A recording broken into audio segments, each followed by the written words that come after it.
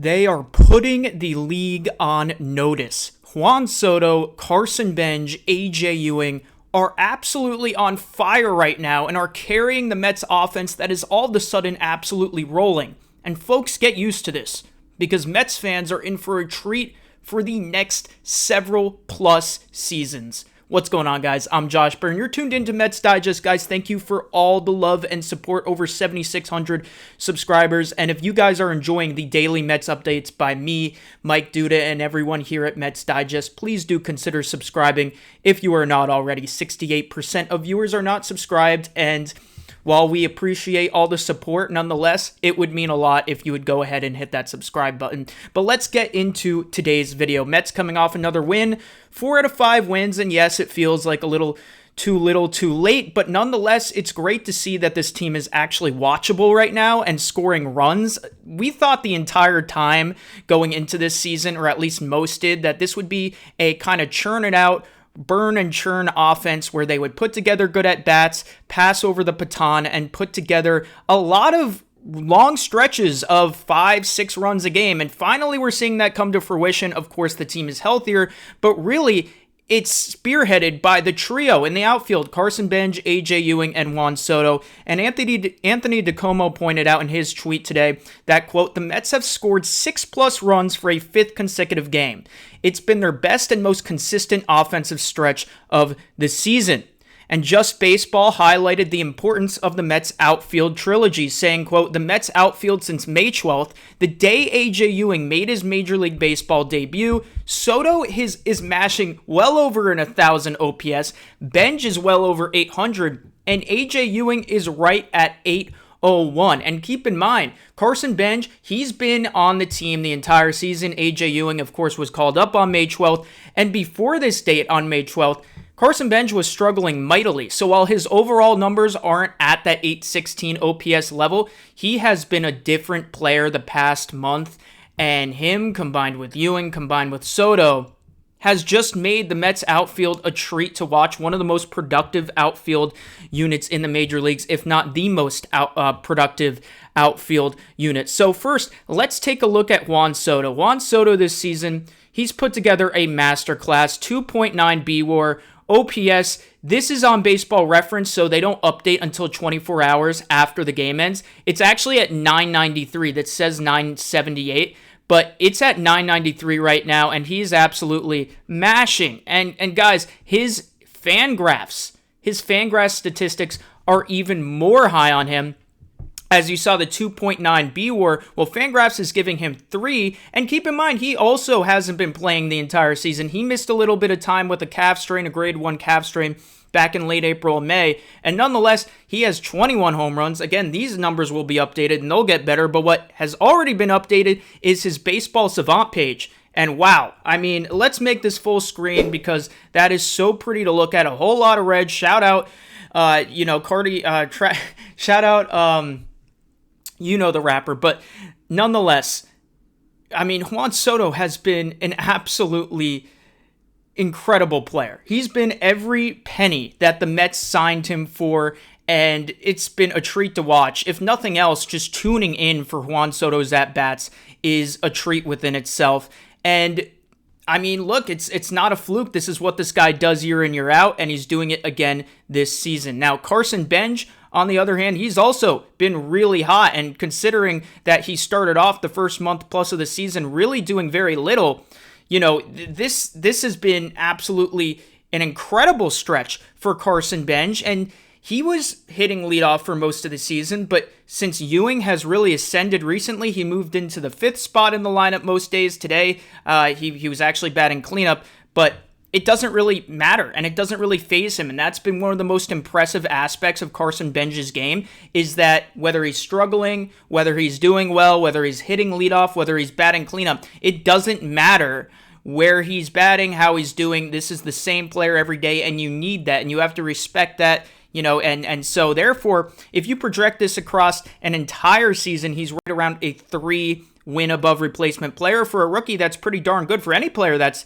solidly above average. And, you know, you looking at his Fangraph projections coming into the season, he was only projected to accumulate .7 wins above replacement. He's already more than doubled that. And so it's fair to say that this has been an excessively successful rookie season for Carson Benge, and Baseball Savant loves him as well. I mean, Baseball Savant doesn't have an opinion. It just projects these statistics versus the average, and it suggests that he's actually getting unlucky. Despite the fact that his batting average is now approaching 270, which is well above average this season compared to the major league average hitter, his expected batting average is 291.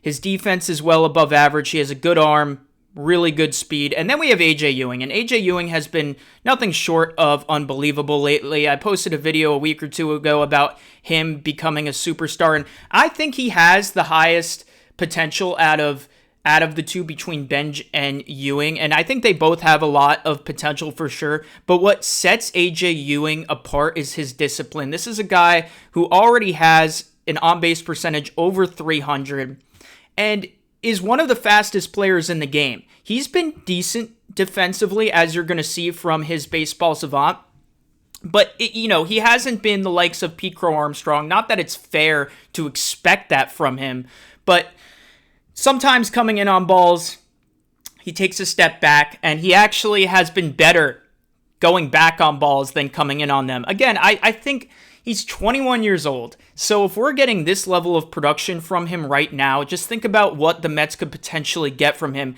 a year or two down the line. And that's not to say what he's doing right now isn't good, because right now, if you were to project what he's doing across a full season, you would get, according to Fangraphs, a guy who's over a 4-WAR player. According to Baseball Reference, a guy who is over a 5-WAR player. And keep in mind, last year in the minor leagues, A.J. Ewing stole over 70 bases. He hasn't been quite as successful at his stolen base rate in the major leagues, but again, as he continues to develop and adapt to major league pitching patterns, I do believe you're going to see more of that element of his game. And, this begs the question, where do the Mets stack up against all of teams' positional rankings when it comes to the outfield? Well, looking purely at left field, the Mets have the second highest OPS from their left fielders this season. Now, bear in mind that 27 games that Juan Soto has played, he's DH'd because they want to keep him healthy, as they should, especially in a season where, let's be honest, the Mets are probably not going to make the playoffs, but nonetheless, number 2 at 836.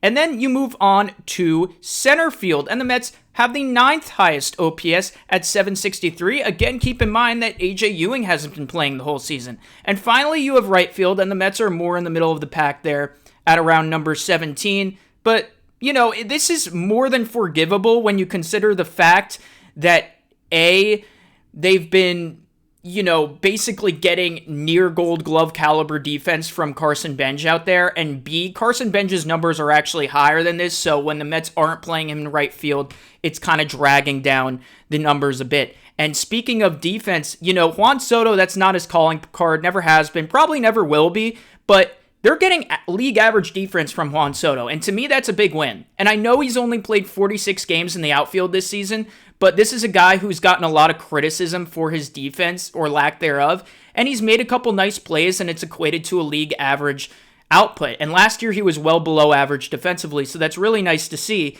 And, honestly, when you combine that with what they're getting from center field, which is 2 outs above average, that's decently above average. Again, A.J. Ewing would probably be ranked higher than 21 if he played more games. Again, he's not a top 5 defender, probably not even a top 8 defender at center field currently, but I would say he is definitely slightly above average with the potential to approach that Gold Glove territory as he becomes more developed and refined. Now, also, it's worth mentioning that in today's game, he actually played second base, and that could be something that we see. A.J. Ewing also came up as a second baseman. He has plenty of experience in the minor leagues, and he could potentially even be a better defender at second base than center field. We'll see what happens, but either way, we know we're going to see a lot of A.J. Ewing going forward. And finally, and I think that the strongest defender at their respective position that they play is Carson Benge currently. And Carson Benge, according to outs above average, he's league average, but again, when you look at his range, and his arm, he is well above average. So suffice to say, the Mets are pretty set offensively and defensively in the outfield, and it's spearheaded on the offensive side by Juan Soto. Now, again, Ewing and Benge are no pushovers, but Juan Soto is having a special kind of season. It's really a shame that the Mets are in the doldrums of the standings because it's not getting the attention it deserves. But Daniel Wexler put this in perspective when he tweeted out today, Juan Soto came in today with a 159 WRC plus as a member of the Mets. The best mark in franchise history. John Olerud is number 2 at 146. Now, John Olerud had the best or the third best OPS of any Met all time after a full season. Mike Piazza was number 1 and you was number 2.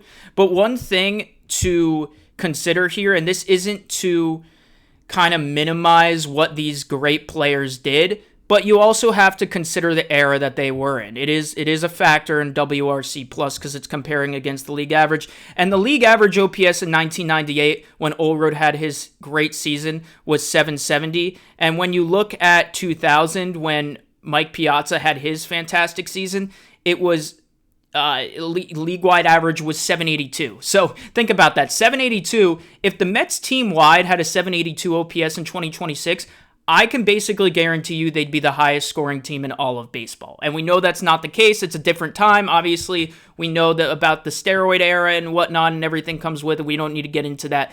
But nonetheless, Juan Soto has a chance to put up the most incredible offensive season of any Mets hitter ever. That's the kind of territory we are entering with Juan Soto. 40-plus home runs is not out of the question. Over 6 wins above replacements expected. He's not going to hit the 43 stolen base number or the 38 stolen base number he had last year as pitchers have caught on, but still, he could swipe 15 bags. His defense has improved because they've moved him to left field. And look, technically, Soto has an opt-out after his 2029 season, but all the Mets need to do is add $5 million to his AAV, which I'm sure they will, barring something unforeseen. So Soto is going to be here till 2039. He's going to retire a New York Met, and we're going to see him for the long haul. And AJ Ewing and Carson Benge are both rookies, so we got these guys for a while. And the point being that the New York Mets are set at the outfield position. There is no ifs, ands, or buts about it. They are absolutely set. And looking at all three of these guys, it's exciting to ponder the possibilities, given the fact that even Soto is just 27, Benge is 23, and Ewing is just 21. These guys can continue to grow together and develop together. And while this season may not be the outcome that we foresaw or wanted, these three guys will help shape and turn around the Mets' fortunes possibly going forward. So let me know what you guys think of the Mets outfield unit as a whole and where you project their careers going from here. And how excited are you about Carson Benge and AJ Ewing, and then, of course, Juan Soto having an MVP caliber season? Comment below, let me know, and as always, let's go Mets.